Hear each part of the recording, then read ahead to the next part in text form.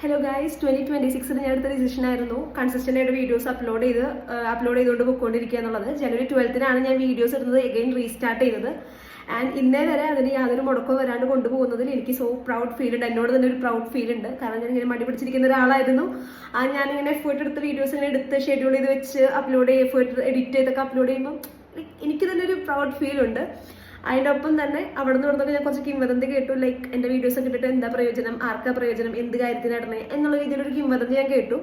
First of all എനിക്ക് പറയാനുള്ളത്, എൻ്റെ അച്ഛൻ്റെ പേര് അനിൽകുമാർ എന്നാണ്, അല്ലാണ്ട് ഹരിശ്ചന്ദ്രൻ എന്നല്ല. മറ്റുള്ളവർക്ക് പ്രയോജനത്തിന് വേണ്ടി മാത്രം ജീവിക്കുന്ന ഒരാളാണ് ഞാൻ. എനിക്കും കൂടെ വേണ്ടിയിട്ടാണ് ഞാൻ വീഡിയോസ് ഇടുന്നത്. ആൻഡ് ഞാൻ കാശ് കൊടുത്ത് മേടിച്ച ഫോൺ, എൻ്റെ സംസാരം, ഞാൻ കഷ്ടപ്പെട്ട് വളർത്തിയെടുത്ത് ഉണ്ടാക്കി കൊണ്ടുവന്ന എൻ്റെ Instagram page. So it's about my choice ആണ് വീഡിയോ ഇടുന്നുള്ളത്. താല്പര്യമുള്ളവർ കണ്ടാൽ മതി. അതിൽ ഓട്ടോ സ്ക്രോൾ എന്നൊരു ഓപ്ഷൻ ഉണ്ടല്ലോ. അല്ലാന്നുണ്ടെങ്കിൽ കൈകൊണ്ട് ഇങ്ങനെ ജസ്റ്റ് സ്ക്രോൾ ചെയ്ത് ഞാൻ റീല് പൊക്കോളില്ലേ. ആരെയും നിർബന്ധിച്ച് പിടിച്ചിരുത്തി വരൂ, എൻ്റെ വീഡിയോ കാണൂ, ലൈക്ക് അടിക്കൂ, കമന്റ് എടുക്കൂ, ഷെയർ എടുക്കൂ എന്നൊന്നും ഞാൻ ആരോടും പറയുന്നില്ല. താല്പര്യമുള്ളവർ കണ്ടാൽ മതി, അല്ലാത്തവർക്ക് സ്ക്രോൾ ചെയ്ത് പോവാം. അതുപോലെ കുറെ പേര് വന്ന് പറഞ്ഞു എനിക്ക് എന്താ വട്ടായോ, എനിക്ക് എന്താ പറ്റി ഇങ്ങനെ വീഡിയോസ് ഒക്കെ ഇടാൻ വേണ്ടിട്ട്, എന്താ പരസ്പരം ബന്ധമില്ലാത്ത കാര്യങ്ങളൊക്കെ പറയണേ. ആക്ച്വലി പരസ്പര ബന്ധമില്ലാത്ത കാര്യങ്ങളല്ല, അത് ഇച്ചിരി ഇന്റലിജൻസ് ഉള്ളവർക്ക് മനസ്സിലാക്കാൻ പറ്റുന്ന രീതിയിലുള്ള വീഡിയോസാണ് ഞാൻ കുറച്ച് നാൾ ഇട്ടുകൊണ്ടിരുന്നത്. അതുകൊണ്ടാണ് നിങ്ങൾക്ക് വട്ടായി പോയോ എന്ന് പോലും തോന്നാൻ കാരണം. അത് കുറച്ചൊക്കെ ബുദ്ധി പ്രയോഗിച്ച് കഴിഞ്ഞാൽ അത് മനസ്സിലാക്കാൻ പറ്റുമെന്ന് ഞാൻ വിശ്വസിക്കുന്നു. അപ്പം hope every one can understand. താല്പര്യമുള്ളവരാണ്, അല്ലാത്തവർ സ്ക്രോൾ ചെയ്ത് പോവുക.